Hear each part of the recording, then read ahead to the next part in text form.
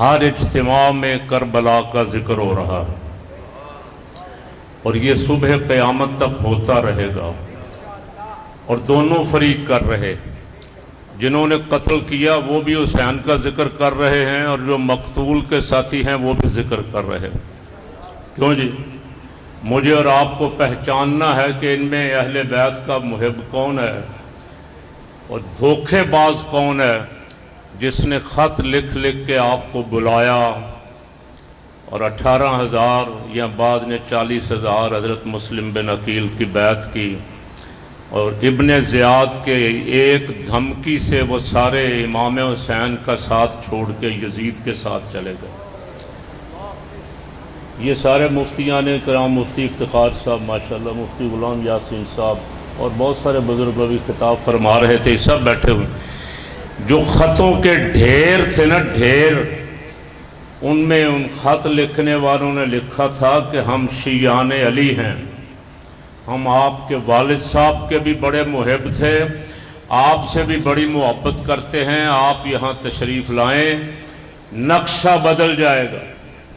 لیکن پھر کیا ہوا، افسوس میں بیان بھی نہیں کر سکتا۔ پابندی ہے، سچ بولنے پہ پابندی۔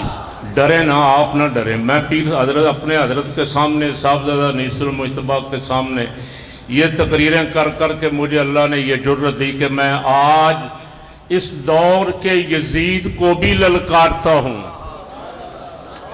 بہت سارے 1400 سال پہلے والے یزید پہ تو لعنت بھیجتے ہیں، آج والے یزید پہ لعنت نہیں بھیجتے۔ آج بھی کوئی یزید ہے یا نہیں ہے؟ مقتدی اٹھ کے مجھے کہتا ہے حضرت صاحب یہ سیاسی تقریر ہو گئی۔ میں امام حسین کو بھی ایسا کوئی مقتدی مل جاتا جو کہتا سرکار کس لیے جا رہے ہیں، اتنا بڑا دربار چھوڑ کے، اتنا بڑا ممبر چھوڑ کے، اتنا بڑا خطبہ چھوڑ کے آپ کوفے کیا لینے جا رہے ہیں؟ کوئی ایک مقتدی تو ایسا ہوتا۔ کیوں جی؟ ہمیں بھی پتہ چل جاتا کہ مسجد میں یزیدوں کے خلاف بات کرنی منع ہے۔ امام حسین رضی اللہ تعالیٰ عنہ، اللہ کی، یہ آپ چھوٹے چھوٹے صاحبزادے سادات، آپ دیکھ دیکھ کے خوش ہو رہے ہیں، ماتھا چومتے ہیں، ہاتھ چومتے ہیں، قدم چومتے ہیں، سبحان اللہ کہہ دیں۔ نور کی تصویریں، جس کو اعلیٰ حضرت نے کہا کیا بات رضا اس چمنستان کرم کی، زہرا ہے کلی جس میں حسین اور حسن تھو۔ امام علی مقام رضی اللہ تعالیٰ عنہ مدینہ منورہ میں بھی اعلان کر دیتے کہ میں یزید کی حکومت نہیں مانتا۔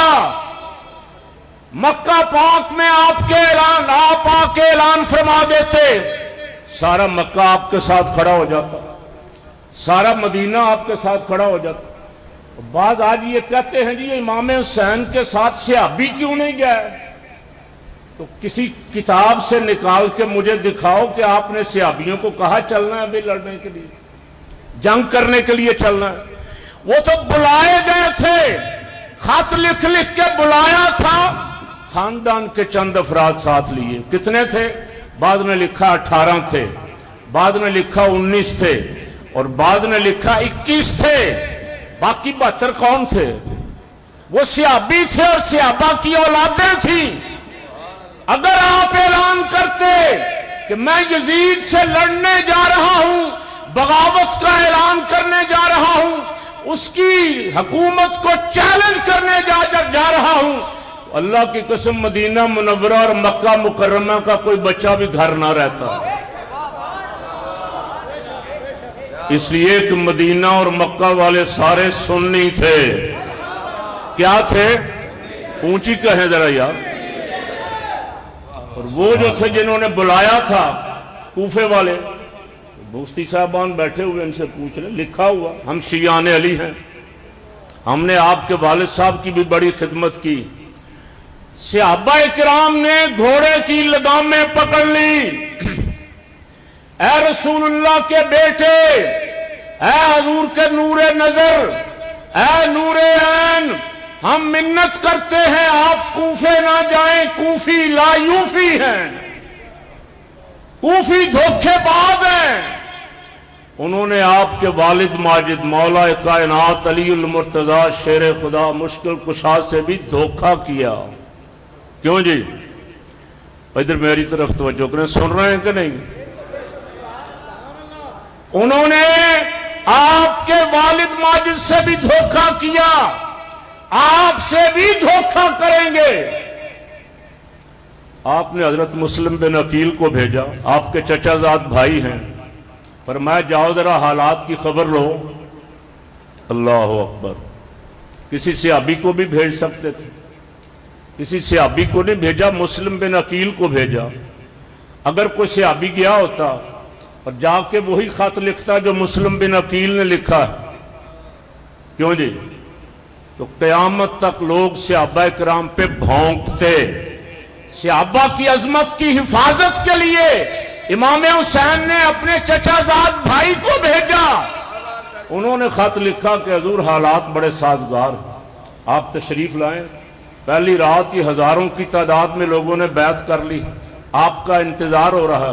یہ باتیں آپ نے پہلے سنی ہوئی ہیں نا، اور بولیں تو صحیح، سنی ہے نا؟ یہی تاریخ ہے. نچوڑ عرض کر رہا ہوں، حضرت مسلم بن عقیل نے لکھا حالات بہت سازگار ہیں. اس خط کی بنیاد پہ امام حسین نے کربلا میں جانے کا پروگرام بنایا. رستے میں آپ جا رہے تھے، فرزدق شاعر ملا، بہت بڑا اہل بیت کا محبت کرنے والا شاعر تھا. آپ نے فرمایا بتاؤ کوفیوں کا کیا حال ہے؟ عرض کی حضور سچی بات یہ ہے کہ ان کے دل آپ کے ساتھ ہیں، تلواریں یزید کے ساتھ ہیں. اگر میدان لگ گیا تو آپ کا ساتھ نہیں دیں گے. اور وہی ہوا یا نہیں ہوا؟ آفر آپ کو موجود تھی آخری وقت تک. مدینہ منورہ میں بھی وہی مطالبہ تھا، رستے میں بھی وہی مطالبہ تھا، کربلا جب پہنچ گئے تو وہاں بھی وہی مطالبہ تھا. وہ مطالبہ کیا تھا؟ یزید کی بیعت کر لیں. بیعت کر لیتے، جان بھی بچتی تھی، سجادہ بھی بچتا تھا، منبر بھی بچتا تھا، مصلی بھی بچتا تھا. اور امام حسین رضی اللہ تعالیٰ جب مدینہ منورہ میں بھی تھے، اللہ کی عزت کی قسم، وہ رسول اللہ کے سجادہ پہ تھے. سارا دن لوگ نذرانے لے لے کے آ کے ہاتھ پاؤں بھی چومتے تھے، لاکھوں درہم و دینار سونا چاندی بھی پیش کرتے تھے. لیکن اس گھرانے کی سخاوت کے قربان جائیں، جو کچھ آتا تھا شام کو سب راہ خدا میں بانٹ کے اس. تو منافقوں نے کہا کہ اب آخری صاحبزادہ بھی انتقال کر گیا ہے، خاندان کا کوئی بندہ رہے گا نہیں، ان کا نام بھی نہیں رہے گا. رب نے فرمایا محبوب ان کی بکواس کی فکر نہ کریں، انا اعطیناک الکوثر. زمین کے چپے چپے پہ تیرے خاندان کے افراد تیرا فیض تقسیم کریں گے. سکہ رواں ہے آج بھی نام حسین کا،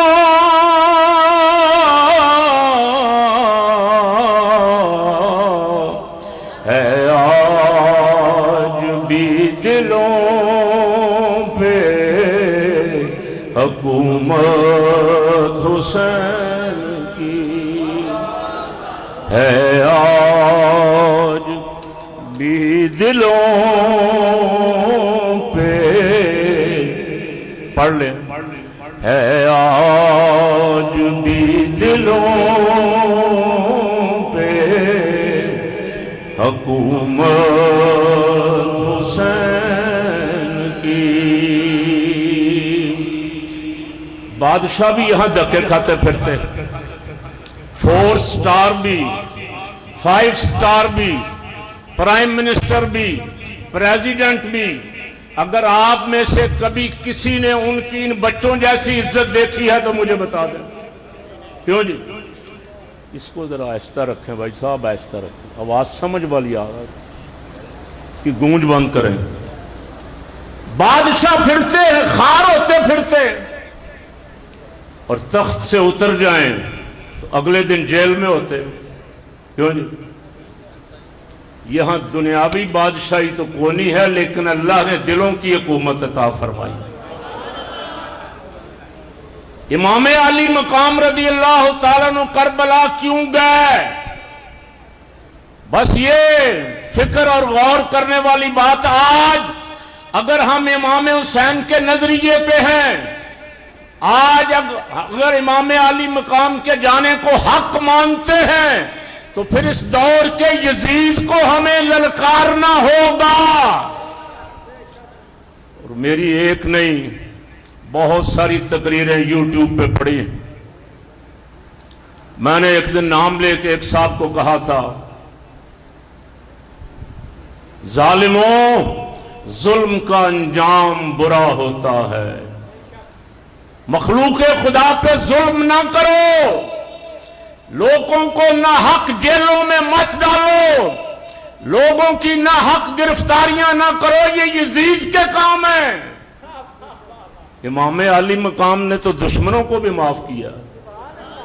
کربلا میں کھڑے کھڑے حر سے نہیں کہا انت حر من النار، فرمایا تو آ تو گیا ہے اور یزیدی فوج چھوڑ کے ہماری طرف آ گیا ہے، فرمایا تمہیں یہاں بھی آزاد کرتے ہیں، جہنم کی آگ سے بھی آزاد کرتے ہیں. دوزخ سے اٹھ کے وادی جنت میں آ گیا، حر پر پڑی جو نظر عنایت حسین کی. دشمن جانگ پہ بھی کرم فرماتے ہیں. یہ اس گھر کی عادت ہے، یہ اس گھر کی خصلت ہے. ارشاد پاک جو میں نے آیت تلاوت کی تھی، فرمایا اللہ نے مومنوں سے ان کی جانیں بھی خرید لی، مال بھی، جنت کے بدلے. اور اس کے بدلے، جنت کے بدلے مال اور جان خرید لیے. فرمایا یہ کیا کرتے ہیں؟ یہ اللہ کی راہ میں لڑتے ہیں، جانیں قربان بھی کرتے ہیں، کافروں کی جانیں لیتے بھی ہیں. اور یہ اللہ کے ساتھ ان کا عہد و پیمان ہے، جس کا ذکر ہم نے تورات میں بھی کیا، انجیل میں بھی کیا، قرآن میں بھی کیا. آج کا مسلمان جہاد سے ڈرتا ہے. کہتا ہے حضرت صاحب نام ہی نہ لیں، جہاد والی بات نہ کریں. میں نے کہا حضور کی سیرت میں سے جہاد کو کیسے نکالو؟ بدر، احد، احزاب، تبوک، ایک سے ایک ہر سال ہی کوئی نہ کوئی غزوہ، خیبر، کربلا تک آؤ. تمہیں کسی خلیفہ کے دور میں مولا کائنات علی المرتضیٰ حضرت سیدنا امام حسن کسی دور میں بھی جہاد مفقود نظر نہیں آئے گا. جہاد ہی جہاد ہے. اس لیے کہ وہ جانتے تھے ہمارا جنت میں ٹھکانہ اور مقام کہاں ہے. وہاں پہنچنے کے لیے شہادت ہے، وہاں پہنچنے کا رستہ شہادت. امام علی مقام کربلا میں ایک ایک لسٹ تھی آپ کے پاس. روحانی طور پہ عرض کر رہا ہوں، میرے بزرگ فرمایا کرتے تھے امام علی مقام کے پاس کربلا میں لسٹ تھی. کھڑے کربلا کی زمین پہ تھے، کھڑے لو دیکھ لو محفوظ کو رہے تھے. جس جس کا نام شہیدوں کی فہرست میں لکھا تھا، علی اصغر چل کے نہیں جا سکتے تھے، ہاتھوں پہ اٹھا کے پیش کر دیا. اور یہ بھی سارے میرے بزرگ تشریف فرما ہیں. صرف یہی نہیں، اللہ کی عزت کی قسم، جو بھی زخم کھا کے آیا ہے کربلا کے میدان میں، جو زخمی ہوا ہے، جس کا خون بہا ہے، اسے امام علی مقام رضی اللہ تعالیٰ عنہ نے وہاں کھڑے کھڑے بشارت دی، بیٹا علی اکبر پریشان نہیں ہونا، وہ دیکھو نانا جان حوض کوثر پہ تمہارا انتظار کر رہے. ایک نظر کربلا کی زمین پہ تھی، ایک نظر لو محفوظ پہ تھی. اللہ رب العالمین شہید کربلا کا صدقہ، اسلام کے لیے جان قربان کرنے کی، مال قربان کرنے کی، امام علی مقام رضی اللہ تعالیٰ عنہ کے نظریے اور موقف اور مشن کو آگے بڑھانے کی توفیق عطا فرمائے۔